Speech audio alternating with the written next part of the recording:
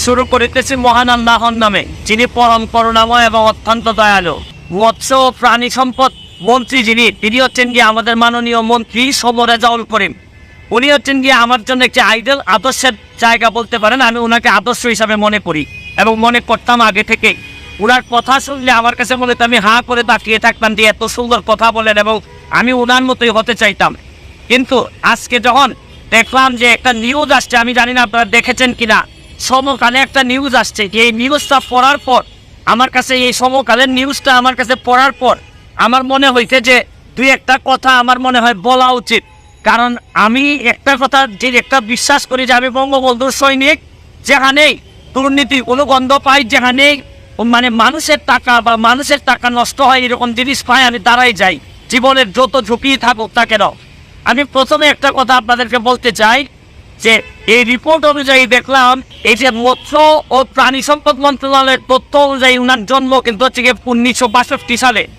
1962 সালে উনার জন্ম হয়ে থাকলে উনি মুক্তিযোদ্ধা হিসাবে দাবি করতেছেন, উনার সার্টিফিকেট আছে মুক্তিযোদ্ধার। এবং উনি 71 সালে যদি মুক্তিযুদ্ধ হয়ে থাকে তাহলে উনার বয়স হয় মাত্র 9 বছর। 9 বছর বয়সে উনি মুক্তিযোদ্ধা কীভাবে হলেন আমার জানা নাই, কারণ আমার মেয়ের বয়স 9। এই মেয়েকে স্কুলে পাঠাইতে গেলে একটা মানুষকে দিয়ে আমার স্কুলে পাঠাইতে হয়। তাহলে আমি কোনোভাবে মিলাইতে পারতেছি না যে 9 বছর বয়সে উনি কিভাবে মুক্তিযোদ্ধা হইলেন। এটা আমার কোনোভাবে মিলতেছে না, প্রথম প্রশ্ন। পরের প্রশ্ন হচ্ছে গিয়ে দেখেন, উনি দেখলাম রিপোর্ট অনুযায়ী কালো টাকারে সাদা করছেন উনি, তাও বলতে হওয়ার আগে। আচ্ছা ধরে নিলাম যে ওনার টাকা আছে, অনেক টাকা আছে, উনি স্বনামধন্য আইনজীবী। এখন কালো টাকারে যিনি সাদা করেন তার পক্ষে কিন্তু উনার মন্ত্রণালয়ে যত মানুষ দুর্নীতিবাজ আছে, যারা কালো টাকার মালিক, তাদেরকে তো নৈতিকভাবে উনি কোনো কথাই বলতে পারবেন না, কারণ উনি নিজেই তো কালো টাকার মালিক ছিলেন, যেখানে উনি সাদা করছেন। এই রিপোর্ট অনুযায়ী এখানে স্পষ্ট আছে। এরপরে আমি আপনাদেরকে আরও জিনিস দেখাইতে চাই। আশ্চর্য লাগে যে একটা মানুষ, উনি নিশ্চয়ই আমাদের চেয়ে অনেক ধনী। ওনার সম্পদের হিসাবটা আমি একটু এখান থেকে আপনাদের কাছে পড়তে চাই যে ওনার হচ্ছে গিয়ে রাজুকের 854 নম্বর দাগে হচ্ছে গিয়ে 10 তলা একটা বাড়ি আছে ওনার, যেটার নির্মাণ ব্যয় হয়েছে 15 কোটি টাকা। তোপখানা রোডে ওনার হচ্ছে গিয়ে 2টি অফিস স্পেস, তারপর হচ্ছে গিয়ে জমি হচ্ছে গিয়ে অনেক অসংখ্য জমির মালিক। তারপর রাজধানীতে 4% জমিতে একটি বহুতল পাকা বাড়ি, যার মূল্য কয়েক কোটি টাকা। তারপর হচ্ছে গিয়ে আপনার পাইকপাড়ায় কেয়ারি বুরুজ ভবনে একটি ফ্ল্যাট আছে। পিরোজপুরে আছে ওনার নাজিরপুরা, আশেপাশের এলাকায় কোটি টাকার জমি ক্রয় করেছেন রেজাউল করিম। আমার কথা হচ্ছে যে উনি হয়তো অনেক ধনী হইতে পারেন, ওনার এই জায়গা সম্পত্তি থাকতে পারে। এটা আমার সমস্যাটা যে জায়গায় হয়েছে, এত জায়গা থাকার পরও, সম্পদ থাকার পরও, ঢাকা শহরে এরকম 2-3টা বাড়ি থাকার পরও উনি মন্ত্রী হওয়ার 1 মাস 2 দিনের মধ্যে আবার রাজুক থেকে প্লট বরাদ্দ নিছেন। তাও আমার কথা হচ্ছে যে কত টাকা লাগে একটা মানুষের, কত টাকা হইলে মানে এটা তো হচ্ছে এই বরাদ্দ তো নিবে যারা হচ্ছে গিয়ে ধরেন হয়তো বেআইনি উনি কিছু করেন নাই, কিন্তু এত জায়গা সম্পত্তি থাকার পরে একটা মানুষের আবার এই জায়গা নিতে হয়। এইটা আমার কাছে মনে হয়েছে যে এটা কঠিন বাস্তবতা। আমি এই রিপোর্টটা এখনো বিশ্বাস করতে চাই না, কারণ উনি এখনো আমার আইডল। আমি মনে করি উনার যেভাবে উনি কথা বলেন আমি এখনো বিশ্বাস করতে চাই। আমি বিশ্বাস করি উনি এই সমকালের যতগুলা লেখা আসছে এইটার একটা প্রতিবাদ দিবেন, অথবা এদের বিরুদ্ধে মামলা করবেন যদি এই কথাগুলো সত্যি হয়ে না থাকে। আর যদি সত্যি হয়ে থাকে তাইলে আর বলার অপেক্ষা রাখে না যে আপনার মতো লোকরাও যদি এই ধরনের বিতর্কিত হন তাইলে বঙ্গবন্ধু কন্যা কাদেরকে দিয়ে দেশ চালাবেন? সব মানুষ যদি নষ্টের কাতারে চলে যায় তাহলে বঙ্গবন্ধু কন্যা কাদেরকে দিয়ে দেশ চালাবেন? এত কষ্ট করেন উনি, দিনে রাতে জীবনের ঝুঁকি নিয়ে বাংলাদেশটাকে সামনের দিকে এগিয়ে নিয়ে যাচ্ছেন। আর আমাদের মতো লোকগুলা যদি এইভাবে আমরা বিতর্কিত হয়ে যাই, আমাদের যদি এত সম্পদ দরকার হয় তাহলে পুরোভাবে বঙ্গবন্ধু সীমারভাবে আমরা পৌঁছাইতে পারবো না। আমি এখনো বিশ্বাস করি যে উনি প্রতিবাদ দিয়ে মামলা করবেন যদি এগুলো সত্য হয়ে না থাকে।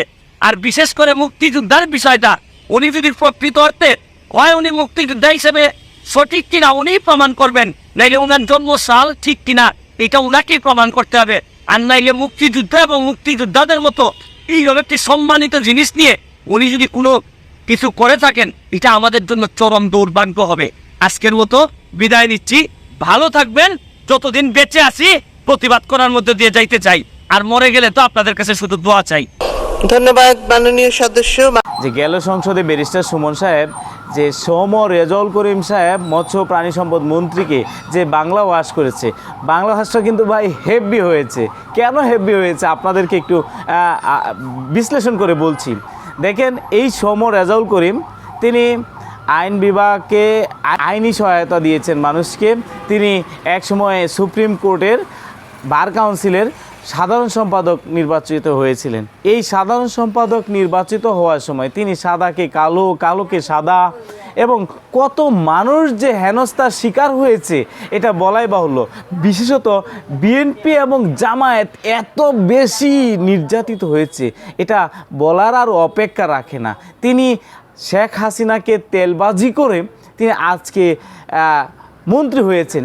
এই অবস্থাটা যে তার অবস্থানে যে হয়ে গেছে সেটা কিন্তু আসলে বাংলাদেশের জনগণ কিন্তু এটা প্রকাশ্য দিবালোকের মতো জানতে পেরেছে। এই সম রেজাউল করিম সাহেব মৎস্য প্রাণী সম্পদ মন্ত্রণালয়ের তথ্য মতে তিনি নাকি মাত্র 9 বছর বয়স যখন তার হয়েছিল তখন নাকি তিনি মুক্তিযুদ্ধে অংশগ্রহণ করেছেন। দর্শক, আপনারা কি বলেন, 9 বছর বয়সী কোনো শিশু কি মুক্তিযুদ্ধে অংশগ্রহণ করতে পারে? অবশ্যই পারে না। এটা কিন্তু আসলে একটা সে হয়তোবা দুর্নীতি করেছে। এখন তার বয়স সঠিক না হওয়া পর্যন্ত তিনি যদি এটাকে জাজমেন্ট করতে পারেন, যে এটাকে আপনার সেটাকে প্রমাণ করতে পারেন যে আসলে তার বয়স 9 বছর ছিল না, তাহলে তো সেটা ভিন্ন কথা। কিন্তু বর্তমান তথ্য মতে তিনি কিন্তু এই ভুয়া একজন মুক্তিযোদ্ধা। শুধু তাই নয়, তিনি ঢাকাসহ সারা দেশের বা ঢাকাসহ বিভিন্ন জায়গায় তার সম্পদের ব্যাপক পাহাড় রয়েছে। শুধু তাই নয়, বিদেশেও কিন্তু তার অনেক টাকা পয়সা রয়েছে। এই সম রেজাউল করিম সাহেব তার কালো টাকাকে কিন্তু তিনি সাদা করেছেন। শুধু তাই নয়, এই সম রেজাউল করিম সাহেব এই যে জনগণকে বা বিএনপি জামায়াতকে এত পরিমাণ কষ্ট দিয়েছেন, যা এত কষ্ট দিয়েছেন যেটা বলারই অপেক্ষা রাখে না। আর প্রধানমন্ত্রী শেখ হাসিনাকে এত পরিমাণ তেল মেরে তিনি আজকে এই জায়গায় এসেছেন।